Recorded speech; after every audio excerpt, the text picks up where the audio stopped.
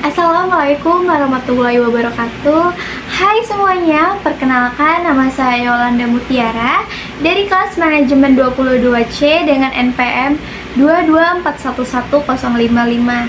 Jadi video ini masih ngelanjutin video sebelumnya, yaitu kali ini kita akan membahas mengenai teknik analisis dalam model empiris.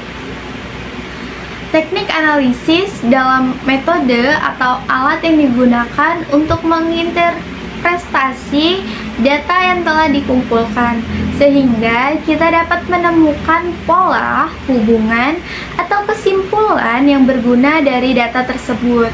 Nah, biasanya dalam model empiris, teknik analisis dapat membantu kita memahami bagaimana variabel-variabel saling berhubungan.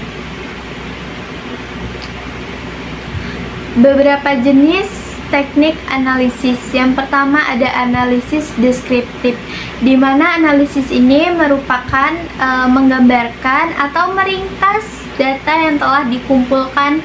Nah, biasanya analisis ini memberikan gambaran umum mengenai karakteristik sebuah data. Contoh tekniknya yaitu mean atau rata-rata, median, mode, standar deviasi, dan distribusi frekuensi.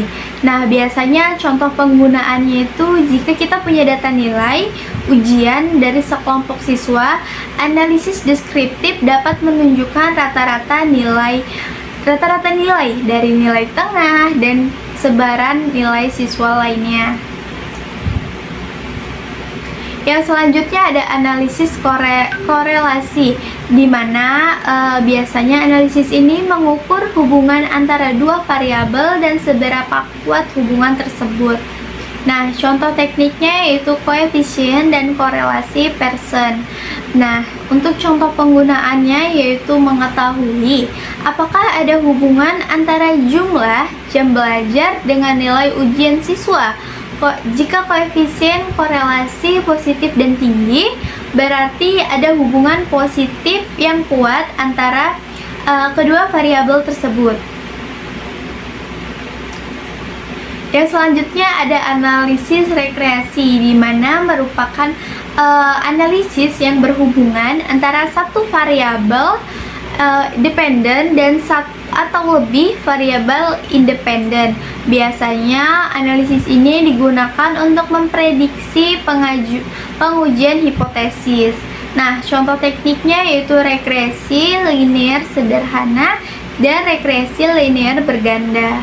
Untuk contoh penggunaannya yaitu biasanya digunakan regresi linear untuk memprediksi nilai ujian, sedangkan berdasarkan jumlah jam belajar dan faktor lain seperti kehadiran di kelas. Nah, selanjutnya ada mengenai uji hipotesis, di mana metode ini untuk menguji asumsi atau mengklaim tentang populasi berdasarkan data dan sampelnya. Nah, untuk contoh tekniknya yaitu ada uji T, uji F, dan uji chi-square.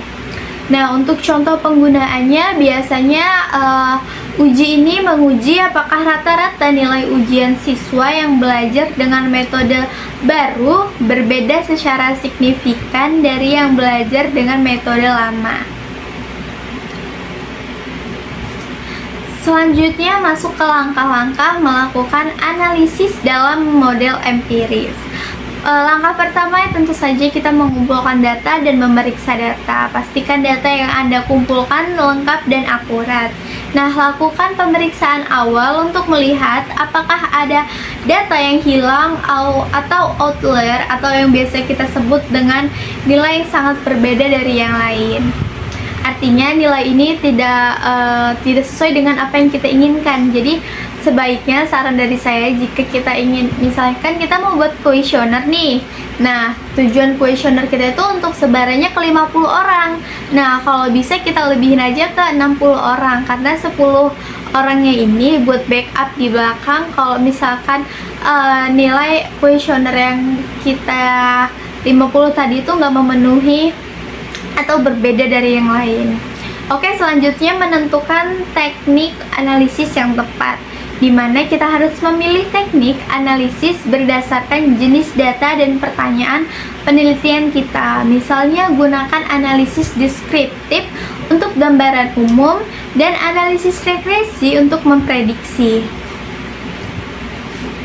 Selanjutnya yaitu melakukan analisis. Gunakan perangkat lunak, statistik, SPSS, R, atau Excel untuk melakukan analisis data. Ikuti langkah-langkah yang diperlukan untuk teknik yang kita pilih, seperti menghitung rata-rata atau membuat model regresi. Selanjutnya yaitu kita menginterpretasikan hasil, dimana menginterpretasikan hasil ini dimana kita akan menilai arti nilai korelasi atau koefisien regresi yang kita dapatkan. Pastikan interpretasi Anda sesuai dengan konteks penelitian dan pernyataan yang ingin kita jawab. Dan yang terakhir yaitu untuk menarik kesimpulan dan memberikan rekomendasi. Biasanya berdasarkan hasil analisis, tarik kesimpulan yang menjawab pertanyaan penelitian kita. Nah, berikan rekomendasi untuk tindakan selanjutnya atau penelitian yang lebih lanjut.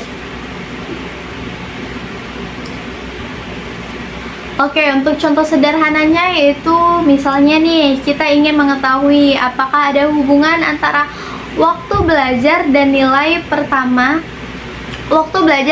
ujian.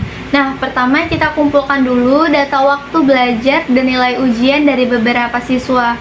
Kedua, kita menggunakan analisis korelasi untuk melihat hubungan antara kedua variabel ini. Nah, selanjutnya jika menghasilkan menunjukkan koefisien korelasi sebesar 0,8, ini berarti ada hubungan positif yang kuat antara waktu belajar dan nilai ujian.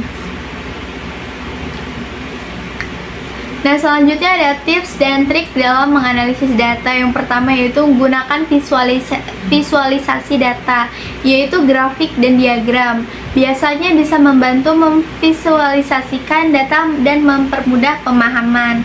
Yang selanjutnya yaitu periksa asumsi.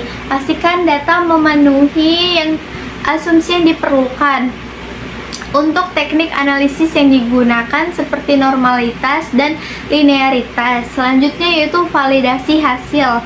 Gunakan data uji atau metode cross validation untuk memastikan hasil analisis Anda valid dan dapat diandalkan. Nah, yang terakhir yaitu jangan lupa interpretasi kontekstual, yaitu di mana hasil harus selalu dikaitkan dengan konteks penelitian agar tidak terjadi kesalahpahaman. Itulah penjelasan singkat mengenai teknik analisis dalam model empiris. Dengan memahami teknik-teknik ini, kita bisa lebih dalam mengolah dan menginterpretasi data yang kita miliki. Oke, terima kasih. Wassalamualaikum warahmatullahi wabarakatuh.